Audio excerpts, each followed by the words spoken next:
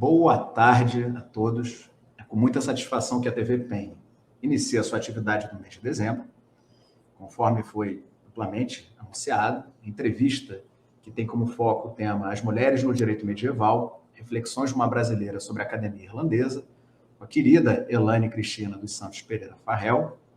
A gente teve contratempos em novembro, infelizmente, que impediram o bom andamento da entrevista, e daí a gente conversou com a Elaine, achou melhor reagendar a entrevista para uma outra ocasião, enfim, na expectativa de que dessa vez tudo flua conforme a expectativa, né? Tudo saia conforme esperado.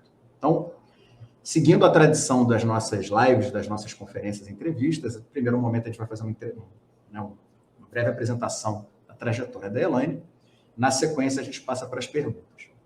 A Elaine se graduou em História pela UF, Universidade Federal Fluminense, e cursou o doutorado pelo University College de Dublin. Nos últimos anos, realizou estágios pós-doutorais nas universidades de Utrecht, na Holanda, e nessa própria universidade. Recentemente, ela iniciou o período como bolsista de pós-doutorado sênior na FAPERJ, no âmbito do PPG-HC, o Programa de Pós-Graduação em História Comparada da UFRJ. Além disso, a Elaine é colaboradora do Programa de Pós-Graduação em História da Universidade Federal Rural do Rio de Janeiro, é cofundadora e co-líder do Insulay, grupo de estudos sobre a Britânia, a Irlanda e as ilhas do Arquipélago Norte na Antiguidade Medieval, vinculada à Federal de Pernambuco, e co-líder do Laboratório Blumenauense de Estudos Antigos e Medievais, o LABEAN, além de ser pesquisadora do Núcleo de Estudos e Representações e de Imagens da Antiguidade, Nereida, da UF. Ela atua ainda como representante da linha de pesquisa de teologia da Sociedade Americana para Estudos Irlandeses Medievais e é membro da Associação Irlandesa de História das Mulheres, também vinculada à Irlanda. Cabe dizer que Elaine possui ampla experiência em gestão de projetos de pesquisa no âmbito do Trinity College de Dublin e no University College Dublin também. Dentre muitos temas de interesse da Elaine, a gente pode destacar alguns. A história das religiões e das religiosidades, a história da igreja, o monasticismo, os livros de penitência, o direito canônico, confissão e penitência, maternidade, história da medicina, de gênero e história irlandesa, claro. Daí resultam muitos artigos, resenhas críticas, capítulos de livro e apresentações em português e inglês que qualificam a Elaine como uma das principais interlocutoras nos estudos sobre a Irlanda medieval no Brasil, em permanente diálogo com a Academia Europeia, e aí a entrevista, evidentemente, explora esses temas todos coligados. Como eu disse, a proposta é que ela responda algumas perguntas formuladas pela coordenação do PEN e, caso possível, que a gente tenha um espacinho, um tempo, para perguntas da audiência. A previsão é que toda a entrevista tenha um tempo estimado em cerca de 60 minutos. Antes de passar a palavra a Elaine, já fazendo uma primeira pergunta a ela, a gente lembra que durante toda a atividade vocês podem escrever questões no chat, e se for o caso não possam ser respondidas por aqui, digamos assim, a gente leva as questões à professora para que possa fazer contato, refletir, enfim, a ideia é essa. Né? Professora Elaine, em nome do PEN UFRJ, eu te agradeço a presença conosco, foi desafiador a gente conseguir se reorganizar, agradeço a paciência, enfim, ter achado um espaço na agenda para conversar com a gente, e aí eu já queria lançar a primeira questão, né? Eu queria saber de maneira mais geral, eu acho que interessa para a nossa audiência, uma visão mais panorâmica sobre a sua formação acadêmica. Onde você realizou, quer dizer, na UF, mas para além disso, quando teve acesso aos cursos que você fez, se você foi bolsista ou não, caso tenha sido, quais os órgãos que financiaram seus estudos, enfim, quem orientou você desde a graduação, e aí eu já queria começar com essa, né, um panorama geral sobre a sua formação acadêmica. Boa tarde a todos e todas. Primeiramente, eu quero agradecer o convite do professor Paulo Duarte, da professora Andréia Frazão, a oportunidade de estar conversando com vocês aqui na TV PEN UFRJ, e mais do que isso também a oportunidade de estar trabalhando com vocês nesse ano com o fomento da FAPERJ. Realmente um motivo de muita alegria para mim estar de volta ao Rio de Janeiro, mas de volta ao trabalho mais propriamente dito acadêmico, né? E eu estou muito animada para esse ano de 2023, para as atividades que nós vamos planejar. Como você bem disse, né, a minha formação acadêmica ela começa na UF, né, eu fiz graduação em História na UF. Inicialmente, meu interesse era em Espanha visigótica, o meu orientador de monografia foi o professor Mário Jorge Bastos, só que durante a graduação eu fiz eu fiz um hiato durante a graduação. Eu parei a graduação por um ano e passei um ano na Irlanda estudando inglês, quando eu entrei em contato com os penitenciários irlandeses.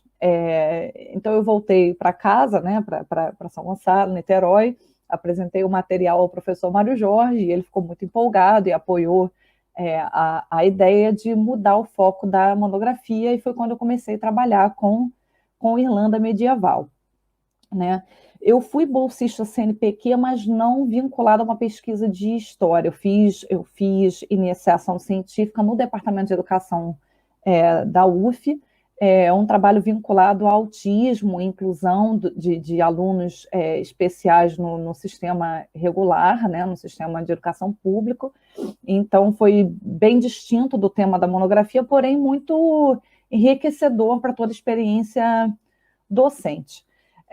Contudo, nesse momento, né, após a conclusão da graduação, eu voltei a viver na Irlanda. Então, assim, a minha vida acadêmica ela se mistura um pouco com a minha vida pessoal. Para as pessoas que me conhecem, sabem que eu casei com uma pessoa que é descendente de irlandês, né? Para quem não conhece, esse explica também parte do vínculo, porque no meio da graduação eu vim para a Irlanda passar um ano, e porque ao terminar a graduação eu regressei à Irlanda, porque nesse momento era conveniente dentro do quadro de vida pessoal, né?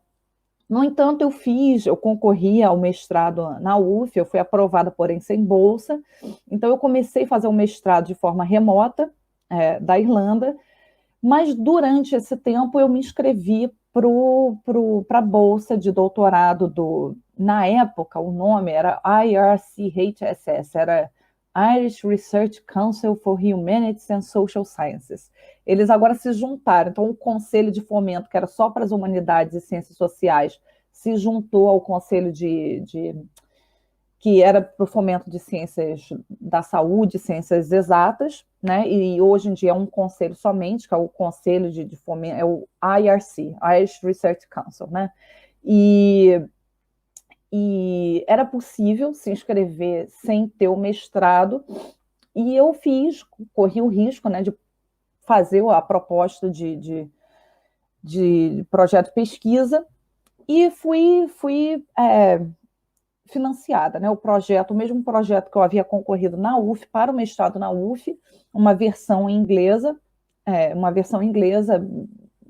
adaptada, porém essencialmente o mesmo projeto, e eu consegui o financiamento. Então, nesse momento, se eu não me engano, se a minha memória está correta em relação a anos, foi o ano de 2009 que eu ingressei no doutorado, né?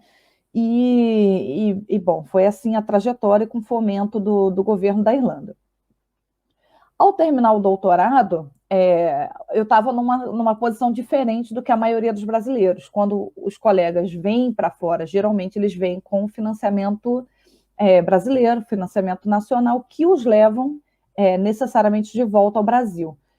E não foi esse o meu caso, optei de novo por motivos familiares, né, continuar na Irlanda por mais um tempo, e lecionei na UCD por quase 2 anos, e num sistema muito semelhante ao que acontece em escola, um sistema de carga horária, né, que você é remunerado pela quantidade de aulas, hora-aula que você fornece à instituição, até o momento que eu consegui a bolsa de pós-doc para trabalhar na Universidade de Utrecht, mais vinculada ao governo da Irlanda e vinculada à UCD, né, a University College Dublin, que era uma bolsa, ela era do IRC, mas ela era uma bolsa cofinanciada pela Marie Curie Actions, né, que é uma bolsa que eles chamam de co-fund.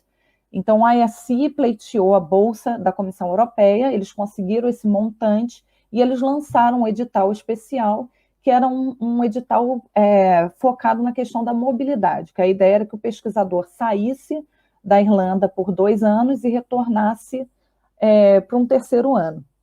Então, foi assim a minha primeira experiência pós-doutoral, durante esse período entre 2000 se eu não me engano, acho que 2014, e acabou se estendendo até 2019 por fatores também diversos, porque era uma bolsa de 3 anos, mas ela acabou sendo um pouco mais, porque eu tive uma licença saúde e eu tive uma licença maternidade, né? O nascimento da minha primeira filha ocorreu durante o pós-doc, porém, depois desse processo, justamente devido à permanência aqui, as possibilidades na área de pesquisa e de licenciatura, elas ficaram um tanto quanto mais restritas e eu comecei a trabalhar no setor de apoio à pesquisa. Não vou entrar em detalhe, mas houveram vários momentos de tentativas de retorno ao Brasil através de concurso para professor, fiz 4 concursos para professora no Brasil, mas como não ocorreu naquele momento, eu fiquei aqui e fiquei trabalhando no setor administrativo das universidades, como você citou, como o professor Paulo citou, no Trinity College de Dublin e na University College de Dublin, de forma alternada, contatos que foram se alternando entre uma instituição e outra, e agora eu estou de volta, né, ao Rio de Janeiro e trabalhando com vocês na UFRJ. Então, esse seria assim, o resumo da trajetória em termos de instituições e fomento. Excelente, Elaine. Bom, e aí, já que a gente está falando de pesquisa, especificamente, o que você desenvolveu no seu doutorado? Imagino que seja o carro-chefe, né, dessas pesquisas conduzidas lá, enfim, que te abriram portas. O que você fez? O foco do meu doutorado, né, ele tem muito a ver com a ideia de conversão, que era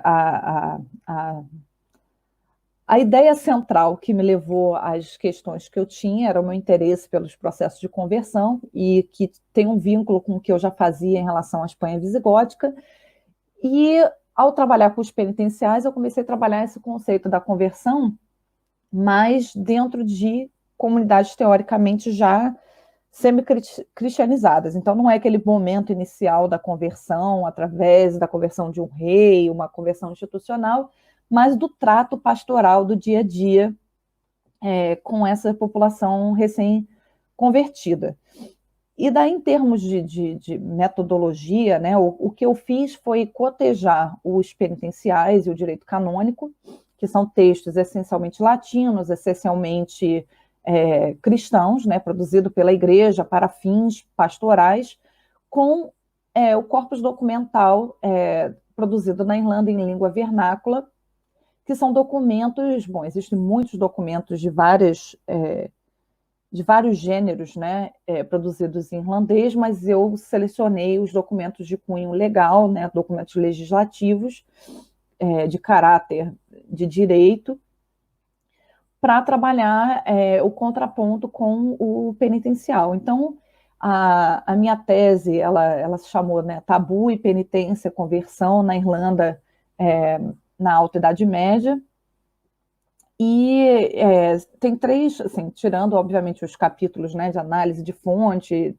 teóricos, ele se divide em 3 partes, um focado na questão da sexualidade, da regulamentação da sexualidade, e o que a gente consegue entender através desses documentos, né, os latinos, os em latim, em língua vernácula, como houve esse processo de adaptação entre o que era possivelmente a realidade da prática da vida das pessoas na Irlanda, como, por exemplo, o direito ao divórcio, a questão do concubinato, da multiplicidade de casamentos e outros assuntos mais relacionados ao matrimônio e à vida sexual, e como que a igreja lidou com isso e como esses 2 tipos de documentos dialogavam entre eles.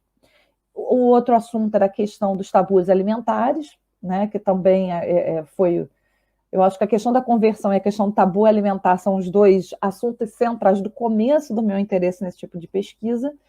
E o terceiro capítulo era sobre a questão da realeza e como que os penitenciais são pequenos cânones em relação, se a gente comparar a atenção que os penitenciais dão à questão da sexualidade e da alimentação, a questão da realeza é um assunto menor, que, porém, eu achei pertinente e relevante justamente para mostrar essa questão da adaptação da questão de conversão dos ideais relacionados à questão da realeza. Excelente. Agora, partindo para perguntas que eu vou dizer relacionadas à tua própria estadia aí, multifacetada, né? Uma inserção em questões de gestão, para além de pesquisa, sala de aula, né? Assim, e é claro que é um balanço, né, Elaine? A ideia não é que você esgote o assunto, mas na sua avaliação, como é que é o campo de estudos medievais nesse contexto atual na Irlanda, né? Diria da década de 2010 para cá. E aí, claro, quais foram as dificuldades que você encontrou para se inserir e se o fato de você ser brasileira foi relevante ou não na sua inserção? Obrigada, Paulo, pela pergunta. Cada vez que eu leio essa pergunta, eu penso numa série de coisas. Então, eu acho que esse é o tipo de pergunta que a gente poderia abrir uma série de possibilidades de respostas, digamos assim. Mas se eu for focar na primeira parte, a questão do campo dos estudos medievais na Irlanda, assim, se por um lado, né, obviamente a Irlanda faz parte do continente europeu, nós temos aqui sobrevivências, né, de prédios, né, de estruturas medievais, nós temos monastérios, ainda que em estado de ruína, né, nós temos monastérios, nós temos castelos. Então, se por um lado dá a impressão que o estudo medieval ele é muito importante na Irlanda porque ele fomenta o turismo, e o turismo ele se aproveita, digamos assim, da existência dessa história e dessa herança, eu acho que o campo do estudo medieval ele não é tão valorizado quanto a gente gostaria, né, e esperaria devido a essa herança que eles têm, né? Então, assim, não existe tanto fomento quanto deveria no campo da arqueologia, né, no campo da manutenção desses lugares. Existem alguns centros muito importantes e que são explorados de forma turística, mas existem inúmeros outros que não recebem a mesma atenção, né? E se a gente for olhar no campo da história, a Irlanda, obviamente, é um país pequeno, né? Nós temos poucas instituições, poucas universidades, digamos assim, né? E universidades que tenham um departamento de história. E esses departamentos eles têm sofrido nos últimos anos, né? Eles têm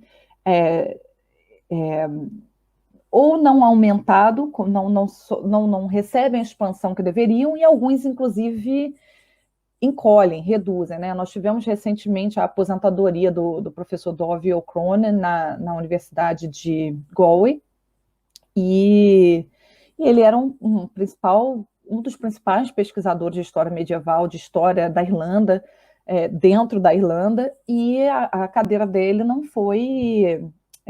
ele não foi substituído, né? Não houve contratação nem no nível dele, porque aqui geralmente o que acontece não é uma progressão dentro da função, né? Às vezes é possível um professor, né, um professor titular se aposentar e você fazer chamada de contratação de alguém no mesmo nível e alguém entrar naquela função. Mas, na melhor das hipóteses, o que acontece é que pelo menos uma cadeira da mesma disciplina é aberta e uma pessoa mais jovem ocupa aquele lugar.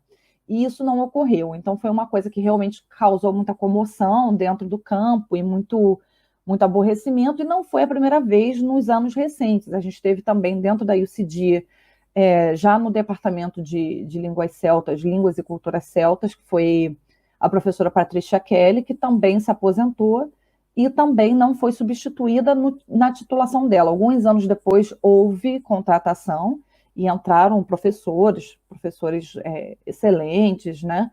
Mas houve aquele primeiro momento também de uma tentativa de comoção de colegas da área de fazerem abaixo-assinado e tentarem manter a manutenção da cadeira. Então, essa é a primeira coisa, né? Assim, de que não é uma disciplina tão próspera quanto deveria ser, considerando a história do país, né? E tem esse fator de ser justamente um campo muito pequeno. A história da Irlanda ela é considerada um pouco periférica dentro desse contexto de história medieval da Europa.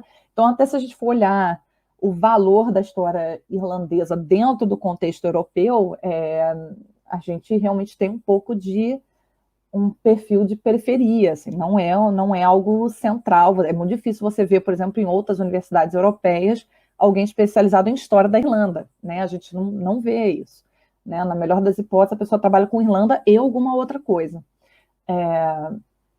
Agora, se eu for passar para as outras partes, né, a questão da dificuldade de inserir no campo, o fato de ser brasileira, eu me lembro que da última vez que nós estávamos conversando, a gente teve os problemas técnicos, eu acho que foi nesse momento que a gente foi interrompido pela Exatamente. internet. Isso. Foi exatamente. E eu diria assim, eu acho que eu dividiria em etapas, né? Aquela fase do aluno de pós-graduação, o pós-doc e a progressão de carreira como professor. A princípio, como aluno, eu acho que a nossa formação ela conta muito a nosso favor. Eu acho que era isso que eu estava comentando da outra vez, porque o que acontece? O aluno de graduação aqui na Irlanda, ele não participa da vida acadêmica da universidade. Então, ele não...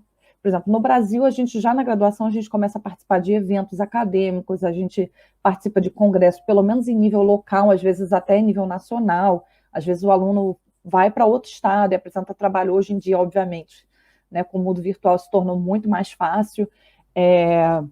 Mas, tradicionalmente, né, no Brasil, desde a graduação, a gente apresenta trabalho em eventos e, às vezes, a gente até publica em atas, né, desses eventos. Aqui é muito incomum a gente ver isso. Então, assim, às vezes a gente tem aluno de mestrado que ainda não tem uma produção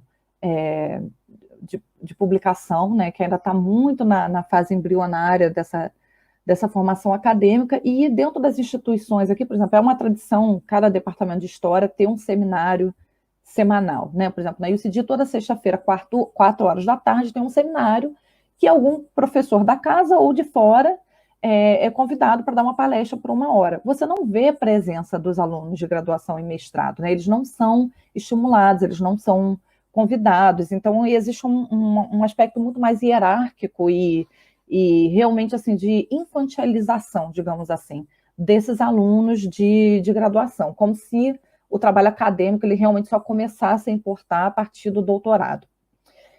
E mesmo assim a gente nota muitas das vezes aí uma distância grande entre o doutorando e o doutor, porque muitas das vezes nesses seminários, aquelas conversinhas que acontecem após o evento, os doutorandos ficam no seu grupinho e as pessoas que já têm doutorado estão em outro nível, em outros círculos de conversa, né? Então, assim, a nossa formação, ela impressiona, né? No meu caso, isso impressionou, isso ajudou, e por isso que foi possível, né, conseguir fomento e conseguir ser aceita num programa de pós-graduação para o doutorado, sem passar pelo mestrado, porque a nossa formação no Brasil são 4 anos, a gente tem todo o ciclo temático, né? A gente faz uma monografia. Aqui, o curso de graduação em História, ele é basicamente em 3 anos e não tem uma monografia. Os alunos não defendem, não apresentam uma monografia ao final do curso, né? Existe o curso de 4 anos, mas ele já é considerado um pouco acima, né? O Bachelor Arts Degree, então é o Honors Degree, então já é uma categorização um pouquinho acima, né? Então, assim, a nossa formação, pelo menos no meu caso, foi algo muito positivo e foi algo que contribuiu para essa boa impressão e esse aceite e essa inserção. A única questão é que, em termos de fomento, a gente ou fica limitado ao fomento que a gente consegue trazer do Brasil, ou como a instituição de fomento aqui resolve funcionar. Porque, por exemplo, o ISC, que é a principal instituição de fomento aqui, ela muda muito a cláusula em relação a poder ou não fomentar o aluno não europeu, o aluno não cidadão europeu. Então, tem anos que pode, tem anos que não pode, tem anos que depende, e a nota tem que ser mais alta. Então, isso no meu caso não foi um fator, porque eu tinha a questão da cidadania, né? Como eu já contei aqui, eu casei com descendentes de irlandês, mas isso é um fator. Porém, sem querer abrir, né, a questão tem uma colega nossa, uma aluna brasileira, recentemente, né, eu não vou falar, obviamente, para não expor a colega, apesar de ser um comentário extremamente positivo, que ela se inscreveu recentemente como aluna brasileira e a pontuação dela foi altíssima. Infelizmente, não foi suficiente para que ela conseguisse o fomento, justamente porque o aluno não europeu ele tem que pontuar mais alto, então assim tem que ser realmente um projeto extraordinário para ele conseguir o fomento, mas ela pontuou extremamente bem e foi por muito pouco que ela não conseguiu. Então existe a possibilidade, porém, essas questões de nacionalidade e fomento, ela já é um pouco mais complexa. Quando a gente passa para o nível pós-doutoral, a coisa muda um pouquinho de figura novamente, porque aí já no nível de pós-doutor, a questão da nacionalidade ela já não importa tanto. Então a pessoa ela pode ser de qualquer parte do mundo dentro dessa agência de governo da Irlanda, né, o IRC, e ela pode se inscrever, submeter projeto e concorrer de forma ampla com pessoas de qualquer nacionalidade. E tem muitos brasileiros que têm conseguido essas bolsas recentemente, não tanto especificamente no nosso campo, né, no campo da história, mas existem vários brasileiros que conseguiram essa bolsa de pós-doc para trabalhar aqui na Irlanda.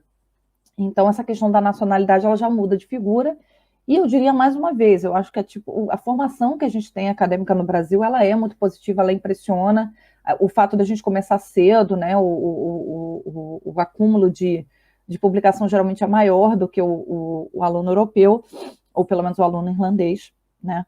Agora, se a gente for olhar já para a terceira etapa da questão da inserção como professor, aí eu acho que já dificulta novamente, e por diversos fatores, assim, uma questão é a cidadania, porque se a pessoa não for cidadão, ela tem que ser realmente muito impressionante, ela tem que impressionar a banca, né, de seleção para o cargo de professor, muito além do que os outros candidatos, para que essa universidade tenha a motivação de pedir o visto, para que a pessoa possa assumir esse contrato. Então, em primeiro lugar, teoricamente, a princípio, a pessoa precisaria ter a cidadania, né? Ela não tendo a cidadania, ela tem que realmente ter um diferencial muito grande para poder motivar a universidade a pedir o visto de trabalho.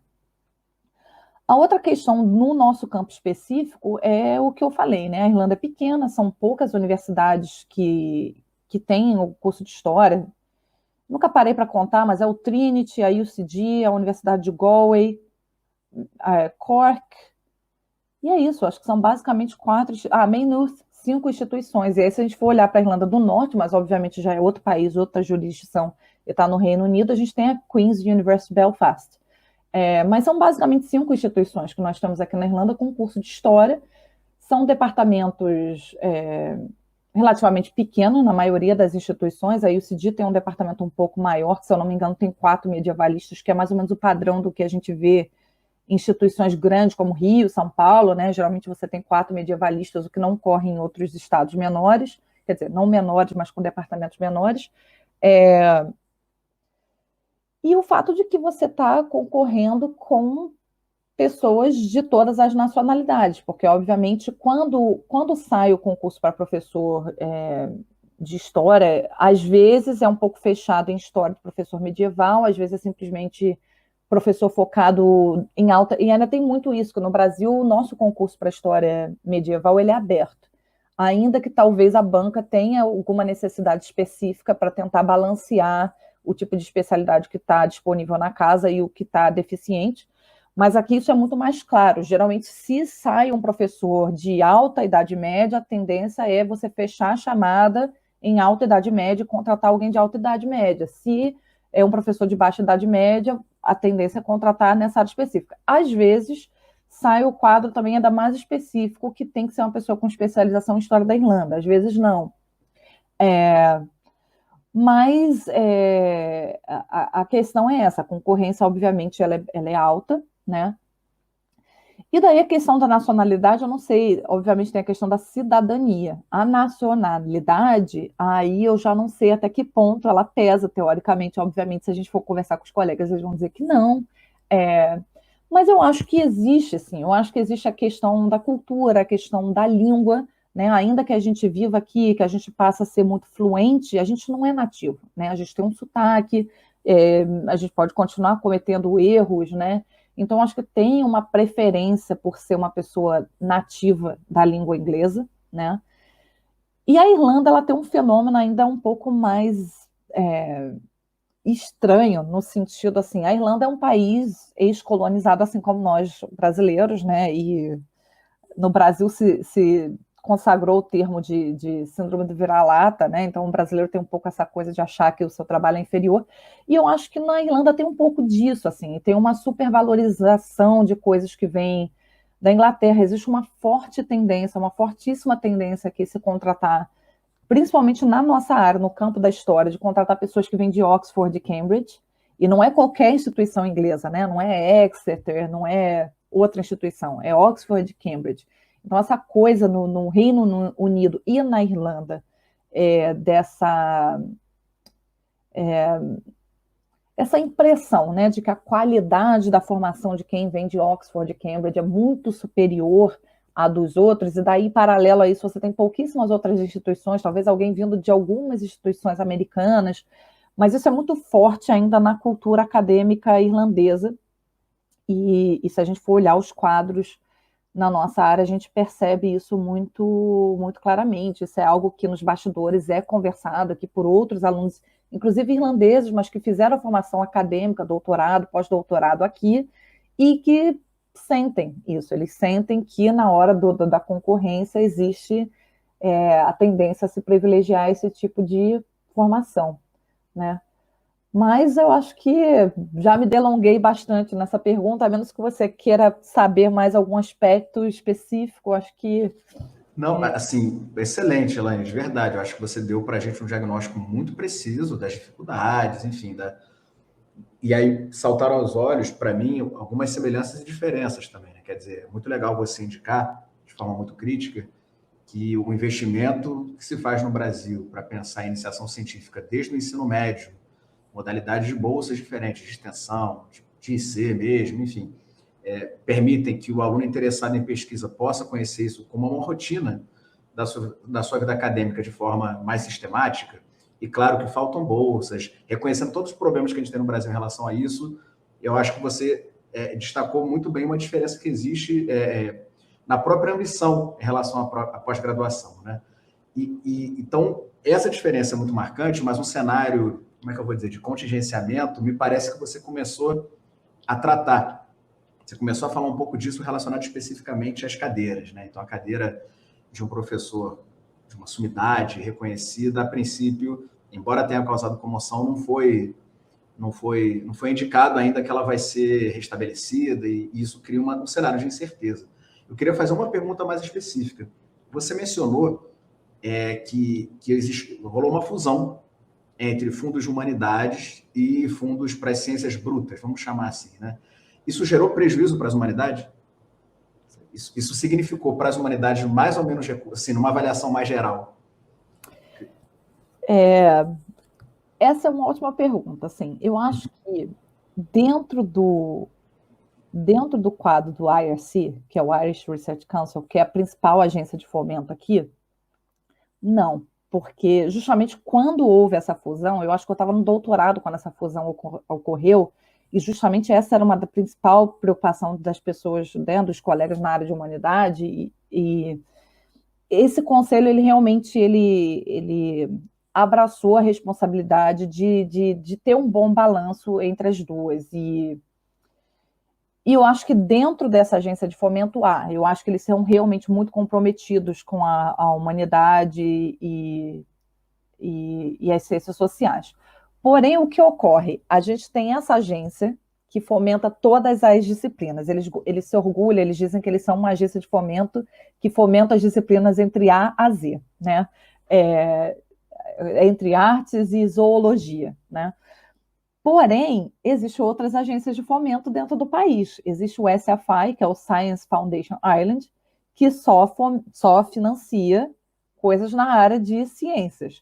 Aí tem o HRB, que é o Health Board, acho que é Health Research Board, né, que é focada na área da saúde. Então, eles só financiam na área da saúde. Então, se a gente for olhar dentro do quadro geral, né, determinadas disciplinas, por exemplo, as disciplinas da área da saúde, elas são mais privilegiadas, porque elas têm pelo menos 2 agências de fomento às quais elas podem recorrer. Então, por exemplo, um colega tentando pós-doc, teoricamente, ele poderia tentar pós-doc em 2 agências ao mesmo ano, né? E isso acontece com algumas disciplinas da área de ciência. Agora, as humanidades, a gente só tem uma agência a qual a gente pode recorrer, né? E existem outras disciplinas que estão na mesma situação, né? Que a gente, algumas outras disciplinas que sofrem essa mesma questão. Então, assim, eu acredito que o IRC é uma agência de fomento bastante comprometida com as humanidades e não há uma disparidade muito grande. Porém, dentro do contexto nacional, existem disciplinas com vantagens e, obviamente, são as não são as nossas, né? Não são as nossas. Ótimo. Elaine, e a gente tem um pouco a ver, a gente parte para uma outra pergunta também de balanço. Eu acho que você já, né, já na resposta da questão anterior, já falou bastante sobre isso, né? Mas indo mais direto ao ponto, né? Quais são suas perspectivas em relação ao intercâmbio acadêmico nesse nosso campo entre Brasil e Irlanda? Você enxerga continuismo, ceticismo? O que você acha que vem por aí? E claro que vem por aí significa muita coisa no Brasil também, né? Claro, evidentemente, uma eventual mudança nos rumos da academia brasileira pode ajudar nesse processo, mas na perspectiva irlandesa, o que você percebe? Bom, então vamos lá, né? Acho que talvez eu faça duas distinções também. A institucional, né?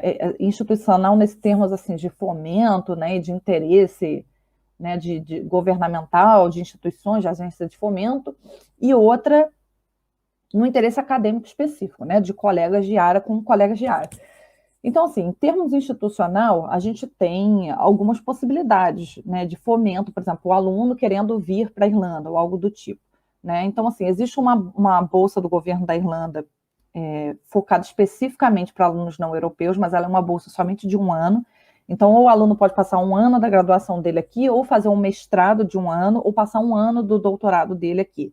Mas essa bolsa, ela abre geralmente todos os anos, a menos que o governo também aqui esteja com pouco recurso, mas, de modo geral, é uma bolsa que, se eu não me engano, acho que é chamada no começo do ano. Agora, no começo de 2023, deve sair uma chamada. Então, uma possibilidade.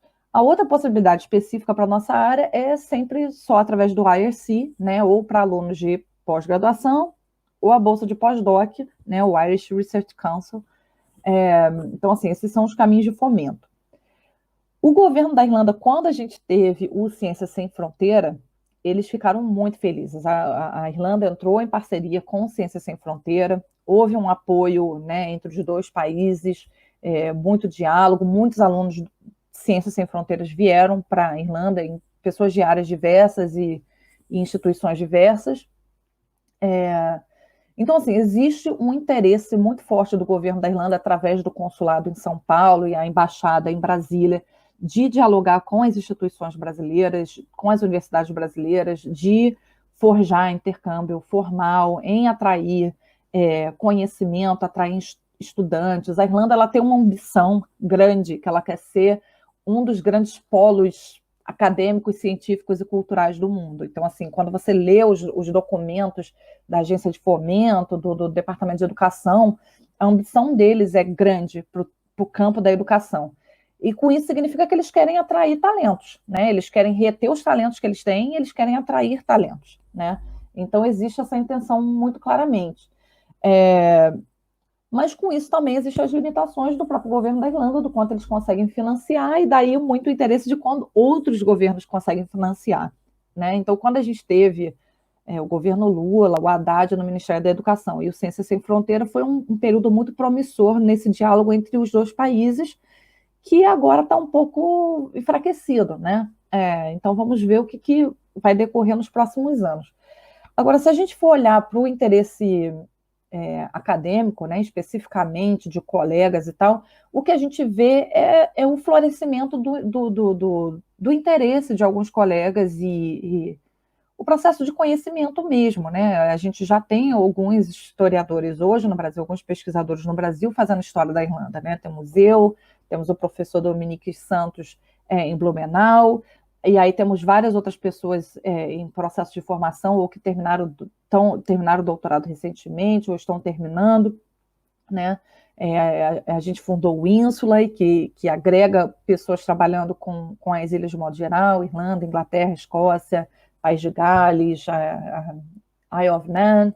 Então, a gente tem conseguido mostrar, né, aqui na Irlanda, mas obviamente em outros países também, que existe interesse no Brasil em história da Irlanda, e que existe história medieval na Irlanda, e que o campo de estudo medieval é forte, né? Então, por exemplo, se a gente for pensar em nomes especificamente, né, a professora Elva Johnson, da UCD, University College Dublin, ela não só me orientou, como ela co-orientou o Dominique, ela participou de um evento na UF, organizado pela professora Adrienne Takla, do Braha, né? Uma das edições do Braha foi na UF e a Elva presenciou o evento.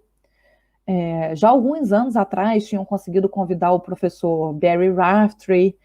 Se a gente for olhar, obviamente, o campo de história moderna, contemporânea da literatura, ela cresce muito no Brasil, né? Na USP, está crescendo no Sul, eu não lembro agora qual a instituição da colega no Sul, mas tem uma outra, na verdade tem 3 universidades agora com estudos irlandeses estabelecidos no Brasil. A USP, tem uma no Nordeste e uma na região Sul. E a Universidade de Maynooth, eu acho que, se a gente quiser explorar, pode se tornar uma parceira interessante, porque os colegas lá já nos sinalizaram que a instituição, por ser uma instituição um pouco menor comparada ao Trinity College Dublin e a UCD, né, a Universidade de Maynooth, ela tem o interesse de atrair alunos internacionais, ela meio que carece, digamos assim, para suas estatísticas, para o seu interesse, para a sua internacionalização, atrair mais alunos estrangeiros. E recentemente a gente tem um colega brasileiro que foi contratado para trabalhar no projeto da colega Nive Whitley. Ela conseguiu um fomento de 4 anos e uma boa surpresa é que, dentro desse processo de competição, ela contratou um colega brasileiro, um aluno brasileiro, para fazer o doutorado dentro da pesquisa dela, e ele concorreu aí com alunos de outras nacionalidades, inclusive da Irlanda, da Inglaterra, e ele foi selecionado para esse projeto. Então, acho que ali em Maynooth a gente também tem um grupinho de colegas assim que estão percebendo o que a gente está produzindo no Brasil e está interessado nesse diálogo e no que eles fizeram um evento recente que eles chamaram de alguma coisa, acho que foi a descolonização do estudo da Irlanda. Então, são pessoas que estão discutindo e estão começando a ficar cientes dessa importância de discutir a própria questão do estudo nacional deles e como integrar o aluno estrangeiro. Isso é muito mais presente nos departamentos de línguas célticas e culturas célticas, porque existe um fenômeno curioso aqui, acho que eu comentei quando eu estive com vocês lá na UFRJ, que os departamentos de línguas celtas, eles atraem muitos alunos estrangeiros, mais do que o departamento de história. Geralmente os alunos de história tendem a ser, obviamente tem os alunos internacionais, mas existem muitos alunos irlandeses, enquanto que o campo do estudo da língua celta, ele já está sendo há alguns anos já ocupados por alunos estrangeiros. Então, eles estão mais abertos e mais cientes, né, dessas possibilidades. Excelente, Elaine. Olha, eu te agradeço mesmo fazer esse imenso panorama cuidadoso, detalhado, sobre as possibilidades, enfim, sobre a potencialidade que tem esse caminho e, enfim, a renovação dele. Torçamos para isso, né? Que esses próximos anos, de fato, possam voltar a ampliar esse contato, enfim, com subsídio, com apoio institucional, dentre outras frentes importantes.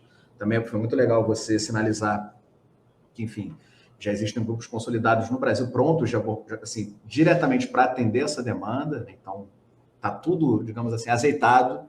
Falta, de fato, ter mais verba de parte do governo brasileiro, enfim, para isso poder voltar a se consolidar. E aí, agora, para a gente poder partir para uma outra parte da entrevista, eu queria te perguntar especificamente sobre as suas produções, né? Não só a respeito da sua tese, se já foi publicada, quais são os planos que você tem para ela, se ainda não for, e também outras publicações que você tem interesse em comentar, para quem está assistindo a gente, né? Então, a primeira seria essa, se já foi publicado ou não, e também, livremente, como você preferir, comentar um pouco sobre as publicações que têm a ver tanto com o trabalho de doutorado quanto com outras etapas que você desenvolveu desde então. Tá bom, obrigada, Paulo. Pois é, então, em relação às publicações, né, esse é um ponto bastante interessante para essa discussão, e muito especificamente na minha carreira especificamente, porque Bom, primeiro que, por um lado, se a gente tem, como eu mencionei, né, os alunos aqui começam a publicar tardiamente, e até mesmo num nível avançado existe muito aquela preocupação qual o nível da qualidade do que você vai publicar, se aquilo realmente é pertinente, o quão inovador aquilo é, se a revisão já está muito bem feita, se o inglês está muito perfeito, se as notas bibliográficas estão muito perfeitas. E, além disso, existe muita preocupação de onde você vai publicar, né? Então, assim, eu acho que eu tive uma vantagem e uma desvantagem na minha carreira entre ficar entre as duas academias, a brasileira e a irlandesa, porque elas são bastante distintas, digamos assim, nesse processo, né? Então, assim, durante o doutorado, eu publiquei algumas coisas no Brasil, né? Aqui ainda se considerava que o doutorando não publica ainda. Primeiro você termina a sua tese, você defende a sua tese, depois você decide o que você vai fazer com ela. Se você vai dividir ela em artigos, se você vai fazer um livro. Eu escrevi toda a minha tese com foco de um livro, né? Eu queria publicar a minha tese como um livro e eu escrevi ela com esse foco. Eu publiquei outras coisas satélites, digamos assim, da minha tese. Elas não são centrais da tese, não é tipo um capítulo da minha tese, mas foram coisas correlacionadas dentro do cenário brasileiro, né? Então, eu tenho um artigo na Bradé sobre o serviço pastoral da igreja na Irlanda. Eu tenho um artigo e um capítulo de livro com o professor Dominique Santos. Dominique é um cara super parceiro. Eu acho que eu já estou indo para a quarta publicação com o Dominique. A gente tem duas que estão agora em processo de editoração numa coletânea de biografias sobre mulheres, né? Tem a ver com gênero e mulheres na Idade Média. Então, tem duas pequenas publicações minhas e do Dominique a caminho aí, que estão sendo preparadas, que deve sair, acho que o ano que vem, se Deus quiser. E durante o doutorado eu publiquei 2 trabalhos com ele, né? Um sobre a saga, né? O Tom em Boa Cunha, e o outro que foi um texto mais teórico, assim, mais de discussão sobre a questão da cronologia da Irlanda, porque eu tenho, por exemplo, usado aqui os termos Alta Idade Média, Baixa Idade Média, mas isso é porque são a terminologia que a gente usa no Brasil. Não é a terminologia usada na Irlanda. Eles chamam de Early Christian Ireland ou Early Medieval Ireland, né? E assim, uma coisa que incomoda muito o Dominique, que é como se não tivesse história antiga na Irlanda, né? Então, assim, ou você tem, sei lá, arqueologia e o mundo da arqueologia antes da chegada do patrício da igreja, e você tem a história depois do século V, né? Então, é basicamente esse tipo de coisa que eu e o Dominique discutimos e publicamos na época que a gente estava fazendo doutorado. A gente fez o doutorado mais ou menos no mesmo período, acho que o Dominique terminou um ano antes de mim, alguma coisa assim. Depois disso, né, depois dessas publicações que saíram em revistas ou coletâneas brasileiras, eu fui fazer o doutorado e aí eu fiz a decisão de publicar a tese como um livro, né? E eu entrei em contato com a Brepols e consegui o contrato para publicar a tese, mas a tese ainda não está publicada, ela está num estado de revisão que ela meio que adormeceu nos últimos anos, e uma combinação de fatores, assim, um excesso de perfeccionismo e justamente esse tipo de preocupação do medo o medo das resenhas que viriam depois, né? Então, parte foi, eu acho que eu perdi aquele momento emergencial de quando você termina a tese, você consegue o contrato, você fecha o olho, publica e vai, e eu fiquei muito insegura. E depois vieram os intempéries da vida, porque aí eu comecei a lecionar, depois eu comecei o pós-doc, que era um outro projeto de pesquisa, no qual não cabia, né, não foi bem visto a ideia de parar o novo projeto de pesquisa para tentar revisar esse trabalho, e depois a questão da maternidade. Então, assim, esse projeto, essa tese, fora que eu tive que mudar o estilo bibliográfico também, para se ajustar a coleção a qual eu tinha decidido, que na verdade a coleção até é essa aqui, o trabalho é a série uma das obras é essa aqui, é a série Studia Traditionis Theologiae, cadê, tem o nome dela aqui em cima, que é editada pelo Thomas O'Loughlin, e enfim, então em algum momento, espero, que eu termine esse trabalho, talvez seja agora durante o pós-doc, quem sabe, e eu envie a tese, mas eu pedi a revisão de alguns colegas algumas vezes, né? Além do parecerista que fez a revisão oficial. E então, assim, eu já revisei esse trabalho algumas vezes e preciso terminar e deixar aí, simplesmente enviar para a editora e me libertar disso e completar essa etapa da vida. Excelente, Elaine, excelente. Então, agora, aproveitando, você falou um pouquinho sobre o porvir, de maneira mais geral, fala um pouquinho para a gente, se possível, do que você vai desenvolver no âmbito do PPGHC mesmo, dessa pesquisa associada à FAPERJ, né, com bolsistas de pós-doc aqui conosco no PEN e na História Comparada. Dá um spoiler para a gente. Tá bom, obrigada. Pois é, então, as minhas últimas e mais recentes publicações, né, as publicações recentes que são oriundas do pós-doc, que saíram também muito recentemente, elas também sofreram um certo atraso, né, então elas foram submetidas logo ali após o final do pós-doc e vieram a ser publicadas o ano passado, né. Ela já tem um pouco de foco nessa questão da mulher, né, então eu estava ainda trabalhando com penitências e os penitenciais, mas esse olhar em relação à mulher ele já começa a surgir nesse material. E esse processo de observar a questão da penitência focada para a mulher, né, começou a me causar outros tipos de interesse, porque, por exemplo, um assunto que aparece muito é a questão do aborto, do infanticídio, e eu acho que isso se mistura um pouco também com, mais uma vez, né, com a minha vida privada, a questão da maternidade, o interesse, o foco distinto, a questão da amamentação, e eu comecei a ter um novo olhar sobre essas fontes. Então, muitas coisas que, na verdade, eu não notava ali naquela documentação, eu comecei a notar. Então, a minha nova pesquisa, né, ela é sobre a maternidade no medievo, mais focada na Irlanda e na Espanha, né, na Península Ibérica, devo dizer. O professor André, que vai estar me ouvindo, vai me corrigir, falar Península Ibérica, que resgata esse interesse inicial que eu tinha desde a graduação em trabalhar com Península Ibérica, né, e que me dá a oportunidade de estabelecer um trabalho comparativo, né? E daí, por isso, a opção de trabalhar com vocês na UFRJ, trabalhar com a professora André, que é uma pessoa que vem trabalhando com gênero nos últimos anos, e obviamente, vocês são as pessoas no Brasil, né, que têm explorado esse campo da história comparativa, e esse é o foco central da pesquisa, né? O analisar a questão da maternidade e da gravidez, do parto, especificamente em textos legislativos, né? Então, eu vou manter aí o interesse no direito, na questão da documentação mais legislativa, até porque é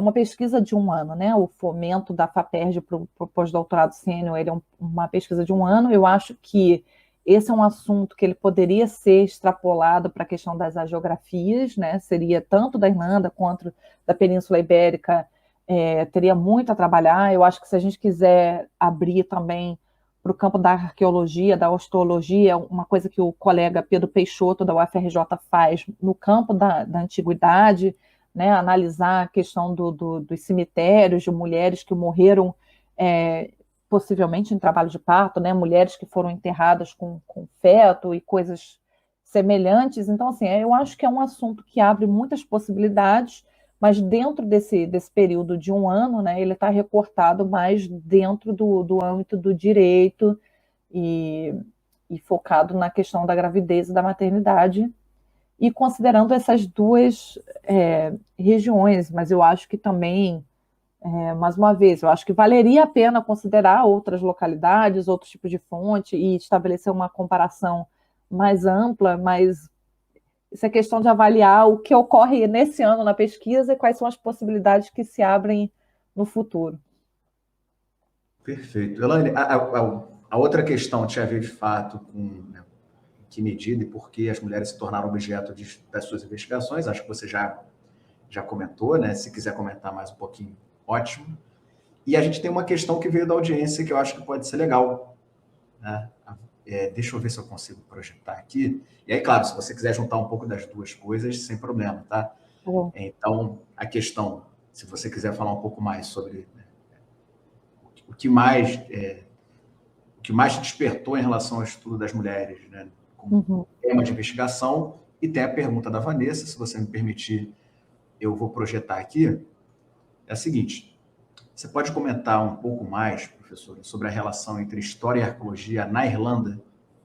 Acho que em mais de um momento da sua fala, você trouxe um pouco dessa relação, acho que trouxe mais para a segunda metade, mas falar um pouquinho para a gente, já que é um tema que a gente conversa no PEN, conversa com outros colegas medievalistas, é um campo que a gente percebe que tem potencial cada vez maior, né, a ser explorado no contexto brasileiro, e aí a gente queria te ouvir falar um pouco mais sobre isso.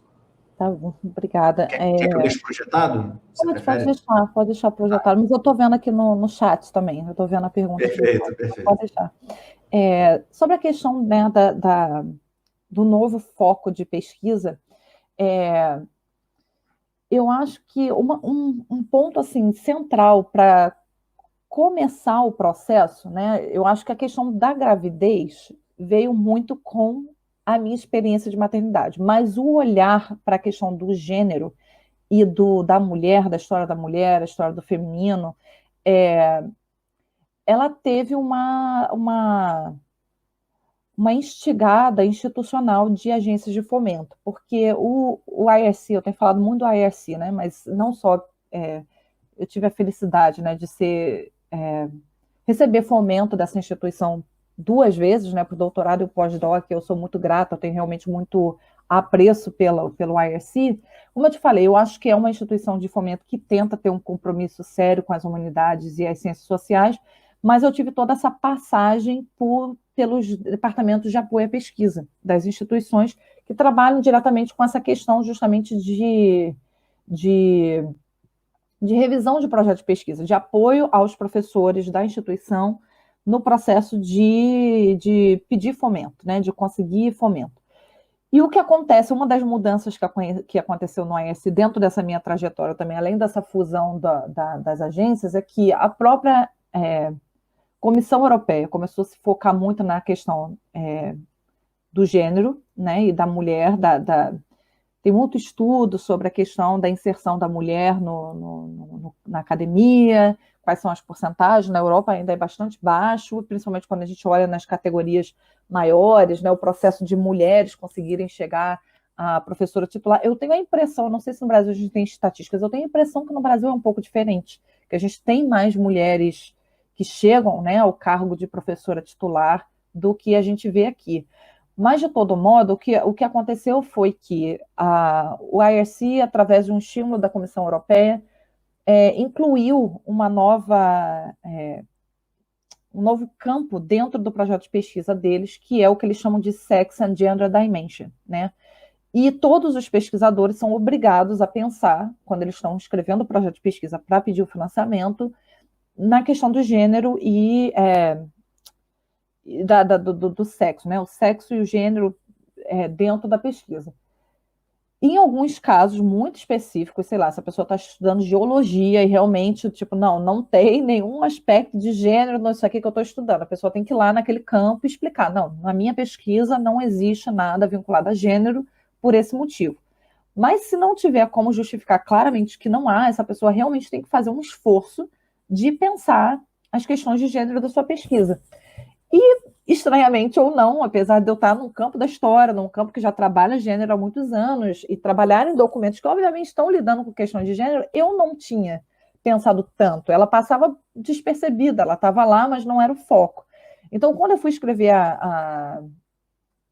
o projeto de pesquisa do pós-doc, né, o que me levou para a Holanda e tudo mais, esse campo ele já existia lá, ele já era uma novidade, ele existia lá, eu tive que passar por esse processo, e isso já forjou muito o desenvolvimento do meu pós-doc, porque eu comecei o pós-doc com um foco e eu terminei com outro, e tanto que hoje as publicações que estão saindo do meu pós-doc, elas basicamente são muito focadas na questão do feminino, do pecado feminino, da preocupação ou não das pessoas que estavam produzindo os livros de penitenciários com a mulher, se eles estavam pensando na possibilidade de mulheres confessar os pecados e tal. Então, num pós-doc, o meu olhar mudou por uma forçação de barra, digamos assim, da instituição, por uma imposição. E o que aconteceu trabalhando nesses departamentos administrativos é que, assim, duas dessas funções que eu tive, a minha função era justamente de revisão desses projetos antes deles irem para a agência de fomento. Então, eles vinham para mim, eu lia, revisava e dava, de acordo com todos os regulamentos da agência de fomento, para ver se estava tudo de acordo, e dava ali as minhas opiniões, tanto técnicas, quanto elas poderiam ter um cunho acadêmico. E como eu tinha essa formação na área de humanidades, quando eu pegava os projetos muito da área de exatas, por exemplo, né, eu peguei um projeto na área de computação, e eu consegui ter um olhar ali que os pesquisadores não tinham, justamente porque a gente tem esse treinamento na área de humanas, né, que ainda que na minha formação ela ainda não era central, ela ainda não tinha aflorado, né, e eu comecei a ter justamente parte da minha função, né, era ajudar os pesquisadores com essa parte do projeto, a questão do Sex and Gender Dimension. Então eu fazia essas revisões, fazia os comentários e tentava ajudar eles a entender quais eram os aspectos de gênero nas pesquisas deles. E isso para mim foi central, assim. Ele realmente, acho que para mim ele virou a página da forma como eu fazia a pesquisa. Sensacional, Elaine. E aí tem a questão da Vanessa, né? É o seguinte, tem a pergunta da Vanessa, tem uma pergunta dupla do Jonatas e tem uma pergunta da professora Andréia. Pela ordem, talvez valha a pena a gente partir para a da Vanessa, depois para a da Andréia, porque acho que tem a ver com assuntos que você está abordando agora, nesse momento, e de repente fechar com a do Jonatas, você vai entender por quê. Porque acho que a pergunta do Jonatas recupera alguma coisa mais institucional, inclusive feita por ti no Brasil. Então, questão da Vanessa, História e Arqueologia, né? E a questão da Andréia tem a ver com, se você estiver de acordo com o projeto aqui rapidinho, né? É a seguinte, seria possível falar um pouco sobre o campo de estudos de gênero na Irlanda? E ela complementa. Para além das políticas públicas? Então, tem essas duas aí de Vanessa, né? História e Arqueologia, da Andréia, um panorama do campo de estudos de gêneros na Irlanda, e depois eu tenho uma pergunta ótima do Jonatas que a gente pode, de repente, encerrar para não ficar muito mais cansativo para ti, enfim. Está rendendo bastante, mas acho que a gente pode encerrar com a do Jonatas, se você estiver de acordo. Tá bom, tá bom. Então vamos lá, a pergunta da Vanessa, né? A relação história e arqueologia na Irlanda. Eu acho que, eu diria que ela é bastante próxima. Se ela é tão próspera quanto poderia ser, eu não sei. Mas assim, o campo da arqueologia ele é relativamente forte dentro da Irlanda. A gente tem alguns centros de estudo de arqueologia e o CIDI é um deles. E tem um professor lá que é o Aidan O'Sullivan. E eu diria que ele é o principal pesquisador na Irlanda que trabalha com o que a gente chama de Early Medieval Ireland, que seria aí o período que eu trabalho, entre aí, digamos, século V ao XII, mas esse período ele é pouco explorado na arqueologia, então o Aidan é o grande nome na área, mas quando a gente passa para o período mais tardio, a gente tem vários pesquisadores, né? Principalmente a partir do século XII, porque a maioria, justamente, eu estava falando das ruínas, dos monastérios, a maioria dos sítios arqueológicos que a gente tem, que assim, sobrevivem com algo que o turista vê, né? Não o que está no terreno. Eles datam a partir do século XII, né? Então esse campo ele é mais forte, e aqui não tem nem só o campo da arqueologia, mas o campo da arquitetura, né? Tem os departamentos de história da arte e arquitetura. Então, tem gente que é especializada em arquitetura medieval, né? Então, esses campos são fortes. Aqui na Irlanda há um diálogo considerável. Aqui na Irlanda existe um evento anual de estudos medievais, né? Que ele é nacional e ele é itinerante. Ele a cada... Não é muito certinho a cada 2 anos, porque depende muito de quem está com tempo e paciência para organizar o evento, mas ele passa pelas universidades. Aliás, aconteceu uma coisa inédita recentemente, que ele foi para o norte. Ele foi para a Queen's University Belfast, que oficialmente não são os mesmos países, né? Então, esse evento ele circulava dentro da Irlanda do Sul e ele foi pela primeira vez para a Irlanda do Norte, que foi algo politicamente bastante interessante. Mas esses campos são fortes e dialogam bastante. Então, nesses eventos, há a tendência de circularem, né, tanto os historiadores quanto os arqueólogos, esse pessoal que trabalha mais com arte e arquitetura, e há um diálogo, às vezes há uma produção coletiva, Porém, ainda tem muito aquela dificuldade do quanto você consegue cotejar o que você realmente encontra na arqueologia com o que você encontra nos documentos. Por exemplo, quando a gente lida com essa questão alimentar, né? Existe uma grande contradição entre o que os documentos eclesiásticos dizem que as pessoas poderiam comer, principalmente os religiosos dentro do monastério, com o que os arqueólogos estão encontrando nesses lugares, né? Então, assim, eu acho que esse momento, por exemplo, de como você dialoga essas evidências ainda não é um ponto muito bem resolvido, ainda é uma coisa para a próxima geração, mas há uma tentativa de diálogo, um campo que realmente eu acho que é mais explorado é justamente essa questão do monastério, da vida monástica, né? Ele tem crescido nesse sentido de tentar juntar essas disciplinas. A própria influência do Columbano, né, que é um irlandês, mas que foi para o continente, mas a influência dele lá nos monastérios dele existe um grupo assim pan-europeu que estuda essa questão do Columbano na Europa e é um campo bem fértil, assim, tem crescido bastante. Então, eu diria que são campos que são próximos, que dialogam bem, os colegas se conhecem, se falam, se gostam, mas acho que ainda tem muita coisa a ser resolvida nesse sentido, assim, de como você realmente consegue matizar. E tem a questão da formação, porque apesar de quando a gente chega nesse nível, assim, são doutorandos, pós-doc, professores, se encontram nos eventos, conversam e publicam. A formação é muito distinta. Esses departamentos são separados. Existe o departamento de arqueologia, existe o departamento de clássicos, que é o pessoal que trabalha Roma e Grécia, eles não estão no departamento de história. Aí tem o departamento de história, aí tem o pessoal que trabalha com arte e arquitetura. E daí depois ainda tem os departamentos de língua, e tem o pessoal da língua celta que está lá no departamento de língua. Então, assim, a formação é muito distinta. E eu acho que esse que é o grande desafio assim, do nosso campo, né? Como é que a gente faz uma formação interdisciplinar sem comprometer as áreas e... Então, assim, por exemplo, eu acho que eu sou a pessoa que realmente não tenho problema de falar de sucessos e insucessos, né? A professora Andréia sabe que eu recebi recentemente um parecer negativo de uma bolsa de pesquisa, e uma das críticas, por exemplo, é que eu falo que eu vou trabalhar com a osteologia, que eu vou querer analisar também essa questão dos cemitérios no qual tem mulheres, a coisa que o Pedro faz, o foco da pesquisa dele é esse, mas a minha intenção é que eu vou dialogar com pessoas como o Pedro, eu vou dialogar com uma professora que é colega na Universidade de Belfast, e eu vou ler os relatórios, né, de estudo de campo e tal. Isso foi muito criticado, porque as pessoas pensam assim, bom, mas você não tem informação de osteologia, como é que você vai fazer isso? Então, para eles, essa coisa de você querer combinar, outra coisa que eles criticaram muito foi a questão da comparação, viu? Eles não gostaram de misturar, a proposta era Irlanda e Inglaterra, e eles estranharam muito. Então, assim, existe uma proximidade, existe um diálogo? Existe, mas ainda existe um estranhamento, existe a sensação ainda de que cada campo tem os seus métodos, as suas técnicas, e cada um fica ali no teu quadrado, né? Então, eu acho que ainda tem muito a se desenvolver, digamos assim.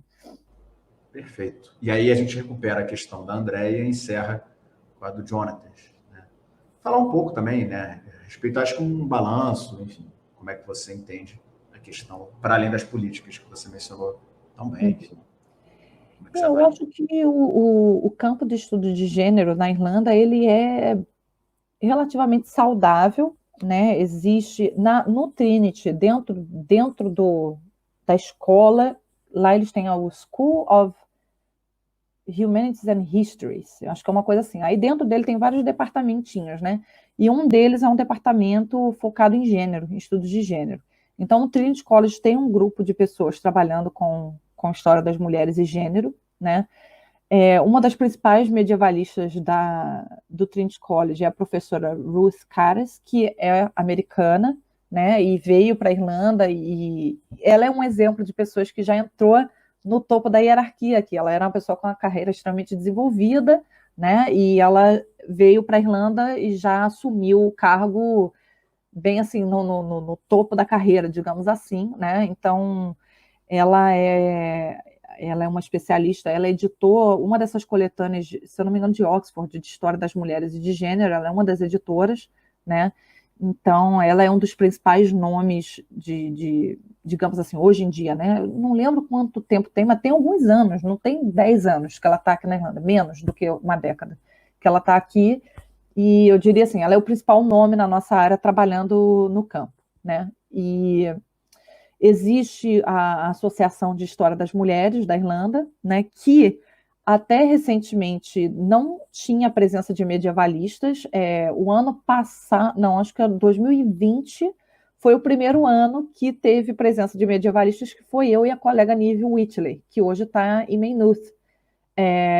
E basicamente essa associação de história das mulheres, ela era muito mais focada em história moderna contemporânea, não tinha medievalistas associada à associação, né, associada à associação, e que apresentassem no evento. Aliás, nesse evento eles também convidaram a professora Elva Johnston, que é a professora da UCD, que foi a minha orientadora, que também ela não se assume como alguém que trabalha com gênero, mas ela trabalha com essas questões já há muitos anos, ela trabalha com essa questão dos santos, com a questão do transgênero em alguns cultos de santo, ela trabalha com várias questões relacionadas às mulheres, com algumas santas importantes, ela orientou um colega que trabalhou com a Santa Brígida. Então, assim, a Elva já há alguns anos vem trabalhando com história das mulheres e história de gênero, mas ela não se categorizaria nesse campo, digamos assim. E aí, em 2020, ela participou desse congresso também, e a Ruth Caras foi convidada para dar uma palestra, dar uma das principais palestras do evento. Então, assim, ele é um campo existente, ele é um campo saudável, mas eu acho que dentro da nossa área específica de medieval, ele tem se desenvolvido mais nos últimos anos. Eu acho que algumas pessoas já faziam história das mulheres e gênero, mas não se vinculavam a centros que tradicionalmente fazem esse estudo. Então, acho que é algo que também está crescendo e está desenvolvendo nos últimos anos, mas que ainda tem alguns passos a darem, digamos assim. Perfeito, Elaine. Desculpa até, enfim, avisar aqui. E por algum momento, por alguns instantes, na verdade, eu parei de te ouvir. E aí fiz uma consulta rápida aqui, aparentemente foi a minha conexão que apresentou um problema, então a tua fala continuou, eu perdi alguns segundos. Desculpa, né? Mas de qualquer forma a gente prossegue, muito obrigado. E aí a Andrea lembra a relevância da Ruth Carras, né, para as pesquisas de gênero e tudo mais. A Vanessa agradece a sua resposta, e aí acho que, sim, já nos estendemos bem, acho que a gente tem um panorama super interessante sobre muita coisa que vai para além de academia, Brasil e Irlanda, enfim, que apontou coisas muito interessantes. E aí surgiu uma última questão, na verdade eu mudei a ordem, né, mas coloco ela como última, que é a questão do Jonatas. Também agradeço a pergunta dele, e em linhas gerais ele pede para que você fale um pouquinho mais sobre a proposta do Insulay. Então, qual é a proposta do grupo, quais são as principais tendências, e aí ele emendou também, perguntando sobre ações de extensão presentes no escopo de atuação do grupo. Tá? Então, fala um pouquinho sobre o grupo de pesquisa, enfim, o que você achar mais pertinente, e também, se possível, falar um pouquinho de extensão, se possível. Tá bom, obrigada. Muito obrigada. Legal terminar com uma pergunta sobre o Insulay, né? Então, o Insulay, ele... Assim, já houveram algumas tentativas iniciais antes, né, no Brasil, de se fundar um grupo dedicado ao estudo das ilhas, né, e por motivos diversos. Na época, a maioria de nós éramos ainda muito jovens, muitos de nós ainda não tinham doutorado, ninguém estava estabelecido, e esses grupos não sobreviveram, né? E daí, recentemente, a colega Isabela de Albuquerque, que também se formou na UF, na UFRJ, né, a formação dela no Rio de Janeiro, ela agora é professora na UPE, na Universidade de Pernambuco, e ela teve essa ideia de, mais uma vez, fazer uma tentativa, e dessa vez está sendo muito bem sucedida, e Deus queira que continue assim, de fundar um grupo dedicado ao estudo das ilhas, e ela começou a entrar em contato com todos os colegas, entrou em contato com o professor Dominique Santos em Blumenau, mas o Dominique ele ele já tem um grupo de pesquisa na universidade dele, já faz parte de outros grupos de pesquisa estabelecidos, ele não quis nesse momento entrar como coordenador com a Isabela entrou em contato comigo, me propôs, perguntou se eu queria entrar com ela, eu obviamente super topei, fiquei super feliz, E nesse momento o grupo cresceu muito rapidamente. Basicamente, acho que quase todo mundo com quem a Isabela, o Dominique, o Elton foram entrando em contato, foram aceitando, e surgiram muito mais pessoas do que a gente sabia. Então, assim, havia aqueles colegas que já haviam se formado, que tinham doutorado, mas já haviam vários doutorandos, mas existia um número considerado de mestrandos e graduandos. Eu acho que a gente não está mais com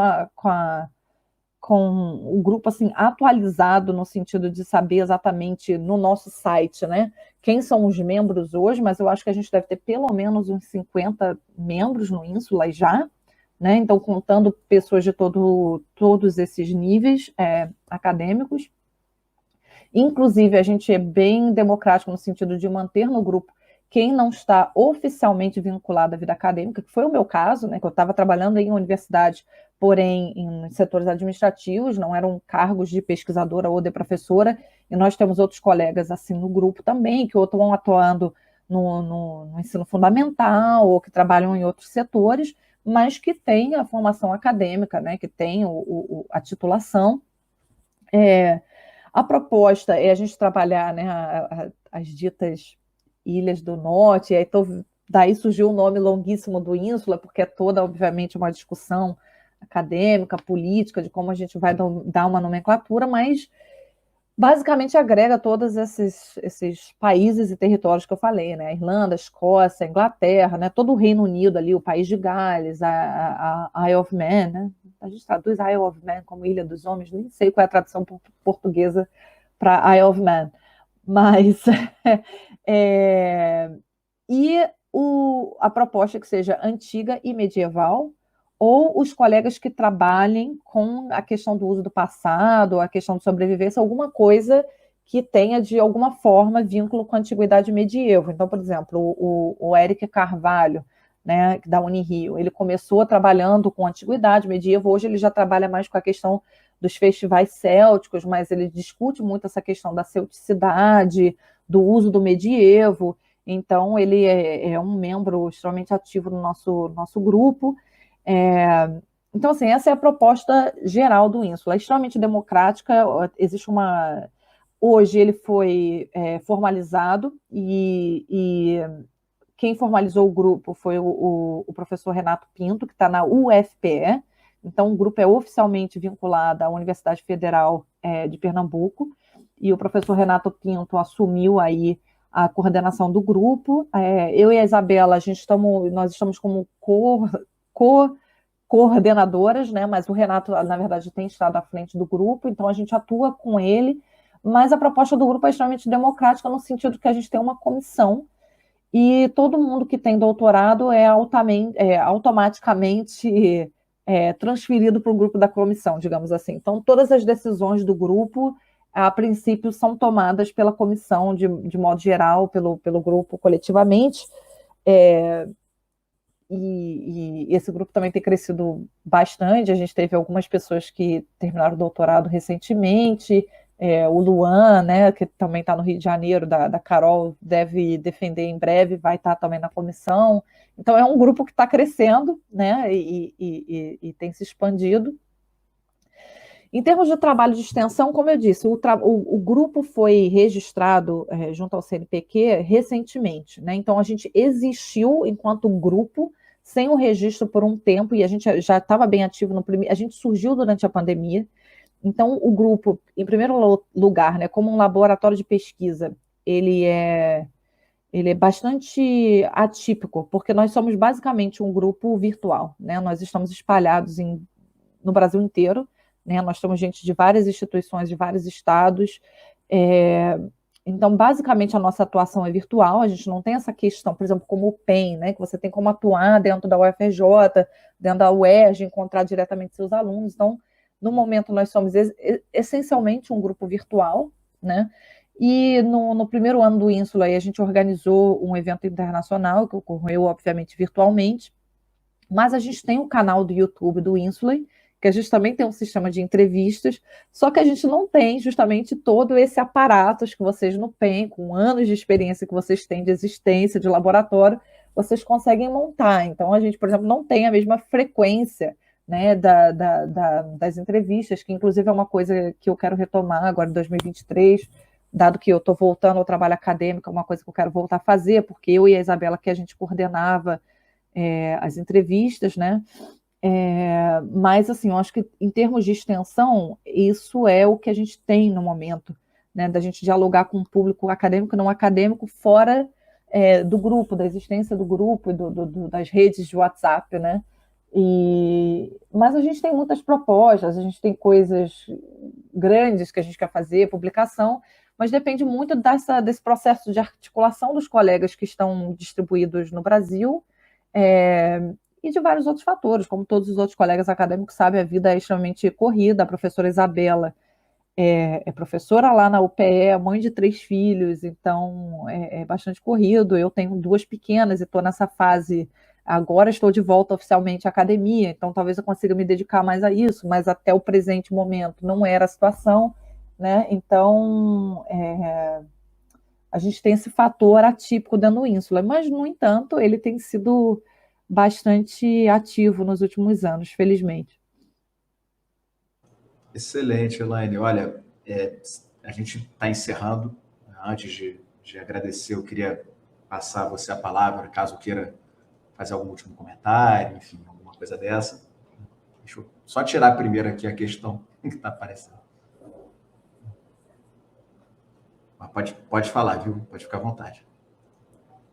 Eu quero só, mais uma vez, agradecer todas as perguntas, tanto as que foram elaboradas pelo Paulo e a coordenação do PEN, e as que vieram da audiência também, os colegas que acompanharam a apresentação hoje, aos que vão talvez assistir futuramente, né? Obrigada pela atenção, pelo interesse no meu trabalho, na minha trajetória, e agradecer mais uma vez a você, Paula, Andréia, o convite, muito generoso. Estou muito feliz de participar daqui do evento com vocês, mas mais do que isso, de estar trabalhando com vocês esse ano, e torcer que 2024 seja um ano bom e próspero e calmo, né, no cenário brasileiro. Estamos precisando. Também na academia.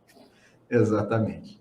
Elaine, te agradeço imensamente a entrevista, foi ótimo. Acho que você, com muita sobriedade, com muito, assim, mostrando efetivamente quanto você conhece desse campo de estudos na Irlanda, na Europa, apresentando questões muito, muito interessantes para um público que geralmente está acostumado a ouvir nesse tipo de apresentação, nesse tipo de formato, questões de conteúdo. Você, para além de falar muito de conteúdo, traz o elemento institucional, que às vezes carece para a gente, né? A gente não recebe tanta informação, tanto feedback de como a coisa funciona, tanto em termos de relações pessoais como interinstitucionais, né? Então, muito obrigado.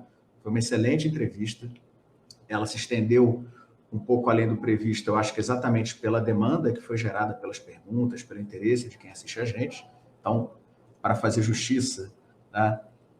Tem a resposta, agradecimento à resposta que você deu a ela, comentário do Vitor, que também agradece a entrevista, a Andréia comentando também, fazendo esse balanço geral, o João Vitor também agradece, e agradece você ter compartilhado experiências de toda ordem conosco, né? Já que são importantes para a gente poder se organizar e pensar em tudo que envolve um intercâmbio, né, um contato estrangeiro com outro país, em condições periféricas, como você falou muito bem. Então, muito obrigado mesmo. A Vanessa também agradeceu aqui.